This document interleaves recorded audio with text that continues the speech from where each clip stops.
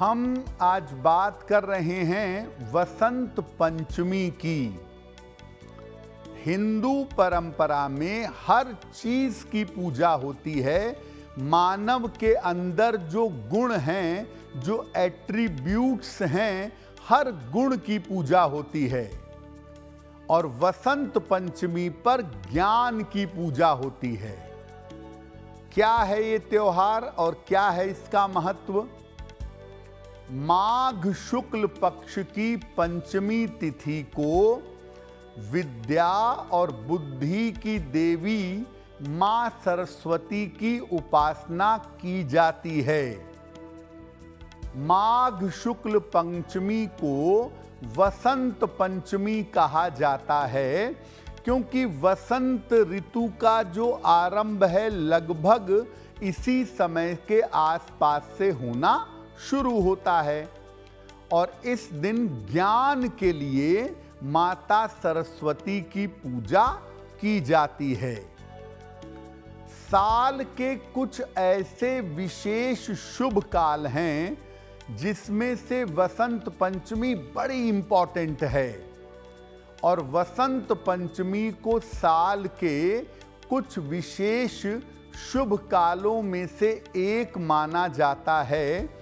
इसको अबूझ मुहूर्त कहा जाता है। वसंत पंचमी, अक्षय तृतीया, फुलेरा दूज और देवोत्थान एकादशी ये साल के अबूझ मुहूर्त हैं। बिना पंचांग देखे, बिना कोई कैलकुलेशन किए हुए आप इनमें अपने शुभ कार्य कर सकते हैं।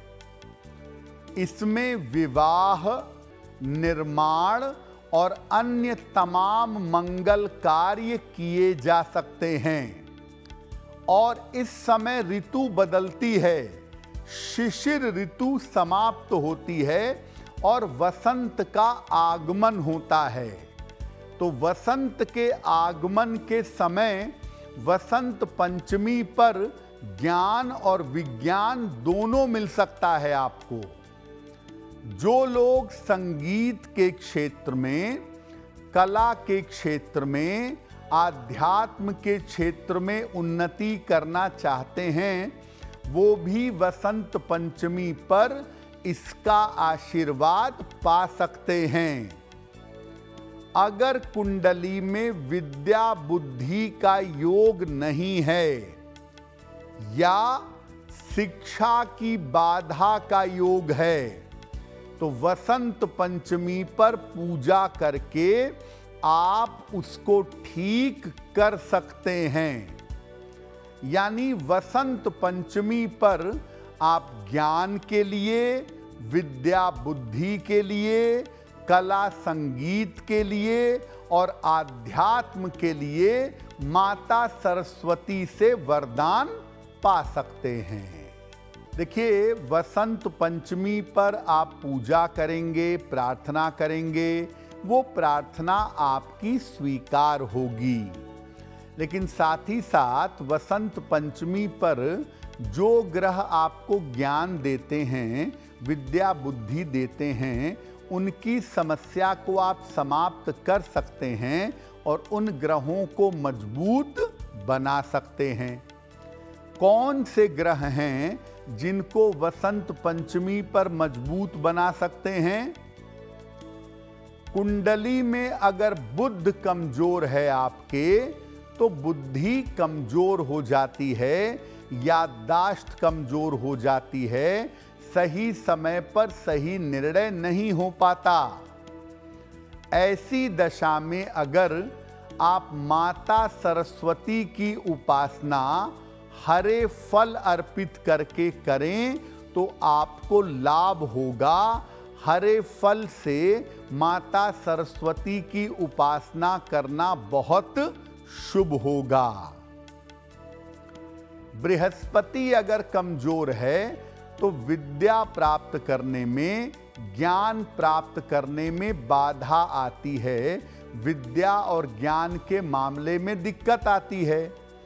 ऐसे में वसंत पंचमी के दिन अगर आप पीले कपड़े धारण करके पीले फूलों से और पीले फलों से माता सरस्वती की पूजा करें तो आपका बृहस्पति बेहतर होगा, आपको ज्ञान की प्राप्ति आसानी से होगी। अगर आपका शुक्र कमजोर है तो मन की चंचलता रहेगी और सही करियर का आप सही समय पर चुनाव नहीं कर पाएंगे। तो अगर शुक्र की वजह से मन एकाग्र नहीं हो पा रहा है, मन की चंचलता बनी हुई है, तो ऐसी स्थिति में वसंत पंचमी के दिन माता की उपासना सफेद फूलों से करिएगा। अगर आप माता सरस्वती की उपासना वसंत पंचमी पर सफेद फूलों से करें तो आपको एकाग्रता प्राप्त होगी, आपके मन की चंचलता दूर होगी। तो बात यह है कि वसंत पंचमी पर आप माता सरस्वती से बुद्धि, ज्ञान और एकाग्रता, इन तीनों का वरदान बड़ी आसानी से पा सकते हैं। देखिए, वसंत पंचमी पर हम वसंतोत्सव भी मनाते हैं और माता सरस्वती की उपासना भी करते हैं। माता सरस्वती की उपासना कैसे करेंगे, किन बातों का ध्यान रखेंगे? वसंत पंचमी पर पीले, बसंती या सफेद वस्त्र धारण करिएगा। बसंत पंचमी पर पीले या बसंती कपड़े पहनना बहुत अच्छा होगा। काले या लाल वस्त्र मत पहनिएगा। इसके बाद पूर्व दिशा की तरफ या उत्तर दिशा की तरफ चेहरा करके पूजा की शुरुआत करिएगा।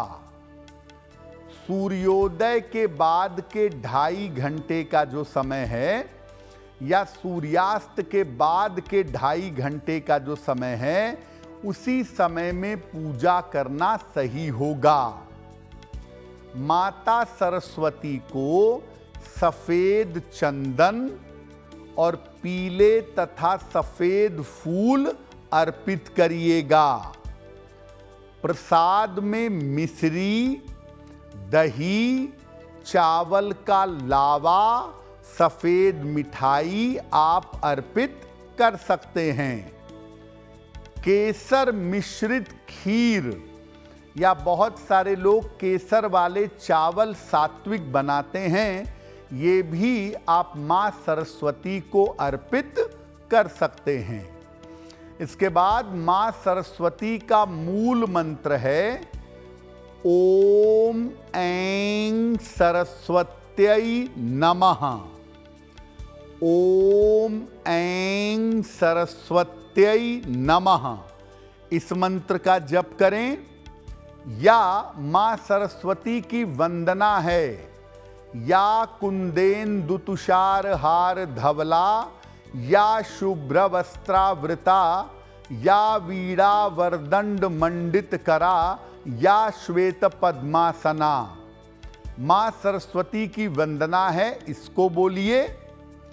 और जब मंत्र जप कर लें, जब वंदना कर लें, तब प्रसाद ग्रहण करिए। याद रखिए, आपके घर में पढ़ने वाला कोई भी बच्चा है, कोई भी विद्यार्थी है, कोई भी पढ़ने लिखने का काम करता है, उसको वसंत पंचमी पर 5 मिनट का समय निकाल के, कम से कम थोड़ा ही समय निकाल के सुबह या शाम माता सरस्वती की पूजा अवश्य करनी है। इसीलिए अच्छा देखिए, परीक्षा भी नज़दीक है, तो इस समय अगर विद्यार्थी, छात्र, पढ़ने वाले बच्चे, बच्चियां, बालिकाएं, बालक अगर मां सरस्वती की पूजा वसंत पंचमी पर करेंगे तो विशेष लाभ होगा शिक्षा के मामले में। देखिए, हमने शक्ति को 3 स्वरूपों में बांटा है, महासरस्वती, महालक्ष्मी और महाकाली। महासरस्वती ज्ञान की देवी हैं और जो चीज आपके बुद्धि से, दिमाग से, मन से संबंध रखती है, उन सब का संबंध है महासरस्वती के साथ।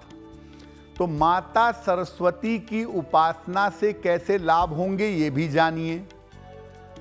जिन लोगों को एकाग्रता की समस्या है, जिनका मेंटल कंसंट्रेशन नहीं बन पाता है, वो वसंत पंचमी पर पहली बार सरस्वती वंदना पढ़ें और उसके बाद रोज सुबह सरस्वती वंदना पढ़ना या सुनना शुरू कर दें।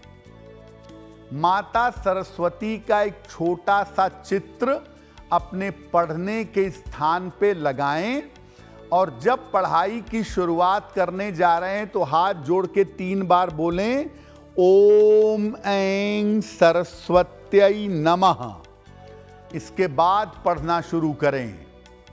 मां सरस्वती का बीज मंत्र ऐं, ये भी आप कागज पर लिख करके टांग सकते हैं।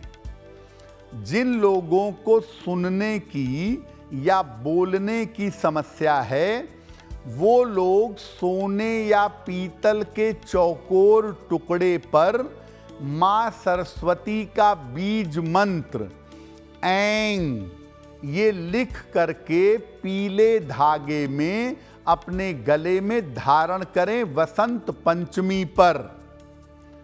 अगर संगीत से या वाणी से लाभ लेना है तो केसर अभिमंत्रित करके अपनी जीभ पर ऐं लिखवाएं, किसी धार्मिक व्यक्ति से या अपनी माता से। और अगर आप पढ़ाई की शुरुआत करने जा रहे हैं, विद्या आरंभ करने जा रहे हैं, तो वसंत पंचमी पर किसी पवित्र आदमी के, किसी सात्विक आदमी के साथ बैठ करके अपनी विद्या का आरंभ करें तो आपको लाभ होगा। अगर आप मुझसे जुड़ करके अपनी समस्याओं का समाधान चाहते हैं और चाहते हैं कि आपकी समस्याओं को ज्योतिष के माध्यम से सुलझाया जाए, तो आप हमसे संपर्क कर सकते हैं, जुड़ सकते हैं एस्ट्रो तक पर।